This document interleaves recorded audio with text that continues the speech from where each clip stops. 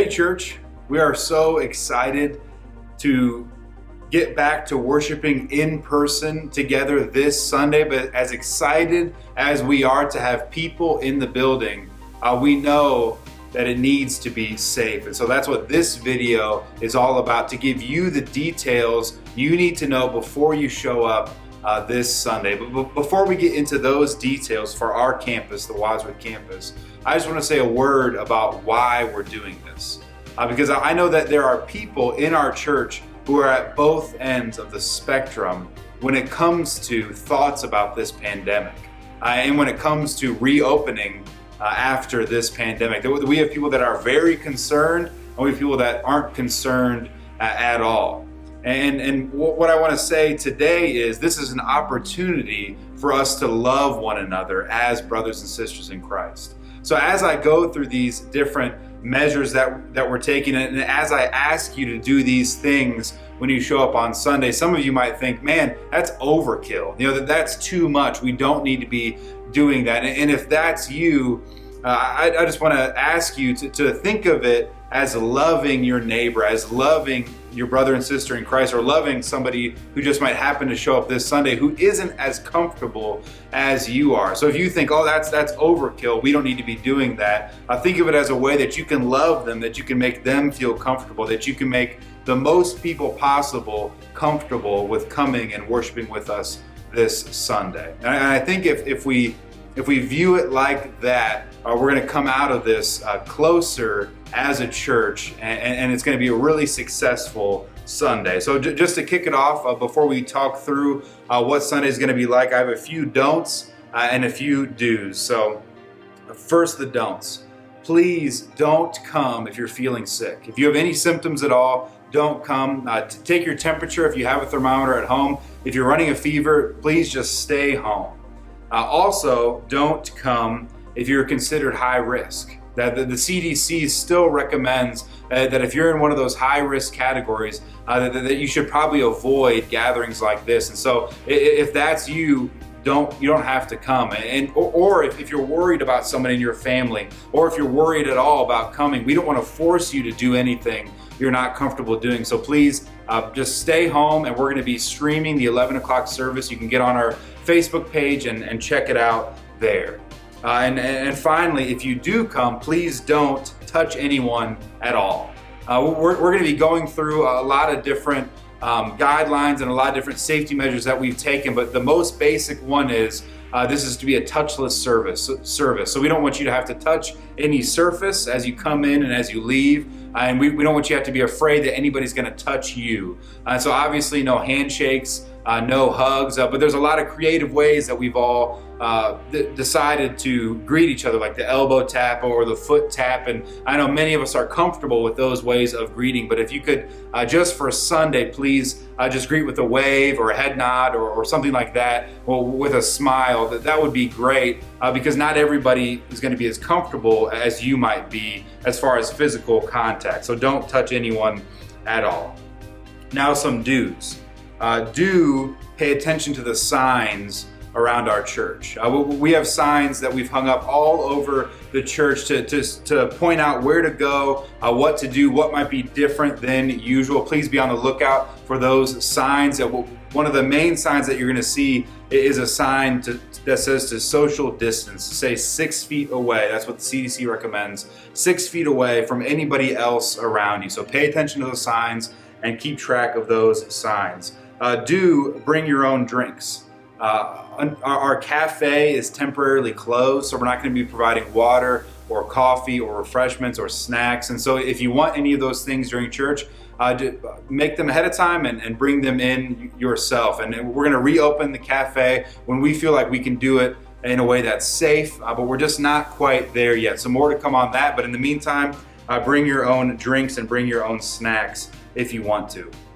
Another do, the CDC recommends that when anybody goes out into public that we wear a mask. And so we're going to say the same thing. We recommend that you wear a mask. Now, we're not going to require it. So if you show up without a mask, it's not like we're going to turn you away, but we recommend that, hey, if you have a mask, please just put that on and wear it as you come into church to worship together. So those are the main do's and the main don'ts. And now I want to walk you through what it's actually going to look like when you show up at church this Sunday, because it's going to look different than any other Sunday you've ever attended here at Crossroads Wadsworth. But again, all these things that we put into place, they're all under the umbrella of we don't want you to have to touch anything, and we don't want you to touch anyone else or really get too close to anyone else around you. So first, as you pull up and park your car, whether it's in the back here at the church or whether it's in the front, the first thing you're going to notice is that our doors are propped open. We're going to leave them open, and if it's a hot day, we're just going to cool off the whole neighborhood with our AC, whatever it takes. But we don't want you to have to open and close the doors. So the doors are going to be propped open.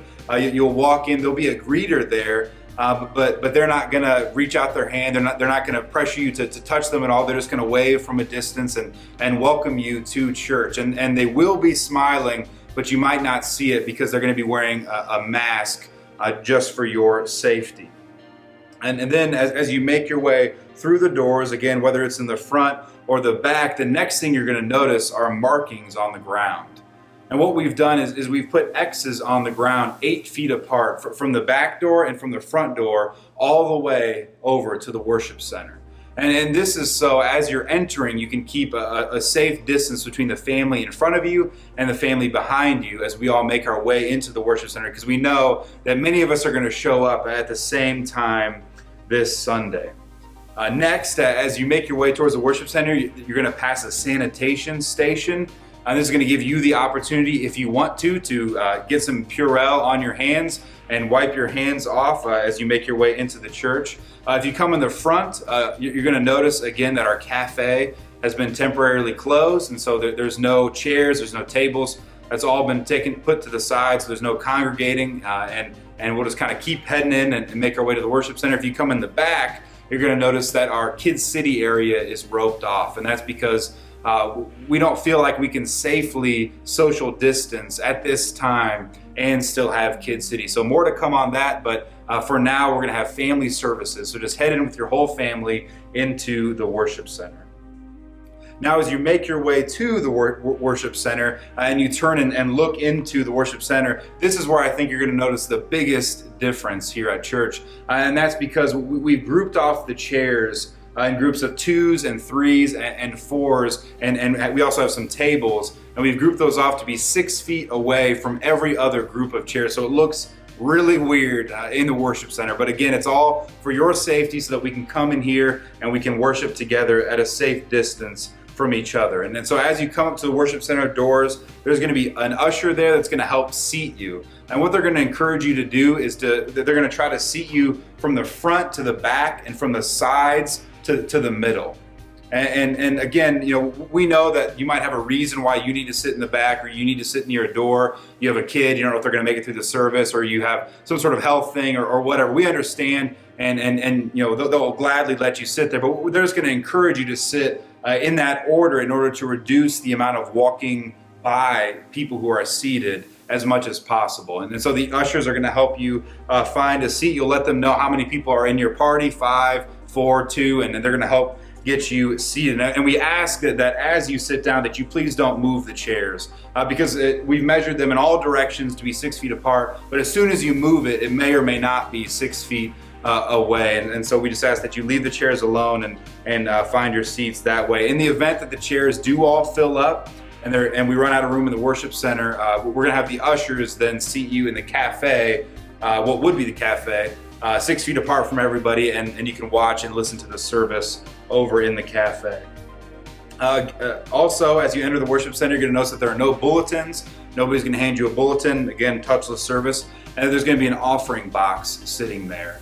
And you can continue to give online, on the app, recurring, on the website, and many of you have been doing that. But if you show up, there's also going to be a way to physically put in your offering, but we don't want to have to pass the plates around so everybody's touching the same plate. So we're going to have a simple offering box at each door in the back of the worship center. You can drop your offering on your way in or on the way out, and those will be locked and emptied in between services and even sanitized in between the services for your safety.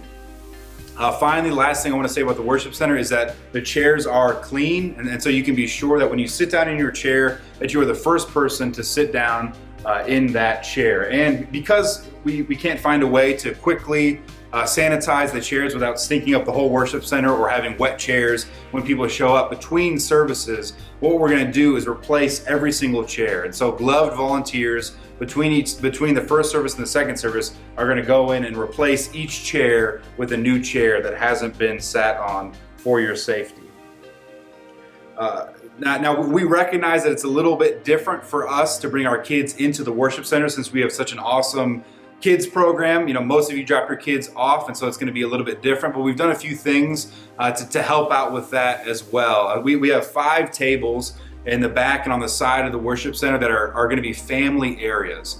And so if you have kids, you can feel welcome to ask to be sat there. And at those tables, we have crayons for you. We have some coloring pages. We have an activity sheet for the kids to fill out during the service. And that's just to help you sort of manage being with your kids in the worship center. But I do want to say that it's okay if your kids make a little noise. We understand that babies cry. I have a 4-week-old at home. I hear a lot of crying. It's not going to bother me at all if your kid cries a little bit, if your kid makes a little noise, if they're a little bit squirmy in the service. That's totally fine. You know, we love kids. We love your kids, and we want you to still come. And that's why the tables are there to sort of help you with that. And then in between services, again, we're going to throw everything out. So take the crayons home, take the coloring pages home, because we're going to throw all that out if you leave it and replace it for the next service. Also, our service is only going to be 45 minutes long, and that's just to help with having your whole family in the service so your kids don't get too worn out. And it also gives us enough time to sanitize the building in between services. So expect about a 45-minute service when you show up this Sunday. A few final things about the worship center. There's going to be no greeting time. You know, typically at some point during the service, we say, "Hey, get up and welcome the people around you." We're not going to be doing that, just for obvious reasons, because it's a touchless service. And also, at the end of the worship service, somebody's going to come up and the ushers are going to come up and they're going to dismiss you by groups to the door that you're sitting nearest. And that's just so we all don't get up and leave at the same time and end up accidentally too close to each other. So when the service is over, we'll give you instructions, but just hang out for a little bit and we'll quickly dismiss you by groups out of the worship center. And that's what it's going to look like. And my hope is that as we walk through this, that there are some of you who say, "Hey, I was worried before, but I think this is going to be okay. I think they've taken enough safety precautions to where I feel comfortable coming." But again, if you don't feel comfortable coming, or if you're in one of those groups where you shouldn't come, 11 o'clock, the 11 o'clock service is going to be on our Wadsworth Facebook page. And so that's a little bit different than the last few weeks. It's been on the Doylestown page and shared to the Wadsworth page. This is just going to be on the Wadsworth page. So make sure you're on the right page, 11 o'clock on Sunday, on Facebook, so you can watch the service from home. A few other last minute things. Try to use the restroom before you come or after you leave, but if you absolutely have to use the bathroom, we will be cleaning the bathrooms in between services for your safety, and we just ask that it would be only one person or one family at a time in the bathroom, because there's not enough room really to distance yourself from other people in the restroom. So look out for that. And Kids City Live, many of you are probably wondering what's going to happen to Kids City Live. That's going to continue, but it's going to be moved to Wednesday at 7 p.m. So you can tune in on the Kids City Facebook page to continue watching Kids City Live on Wednesday at 7 p.m. I hope this was helpful. I'm really excited to see some of you really soon. I'm dreaming of that day a few days from now on Sunday when I get to hear all of your voices singing out and get to see your faces, even if many of them are covered by a mask. I'm just really excited to get back to worshiping together, and I think we can do it safely. And so it'll be great to see you guys then.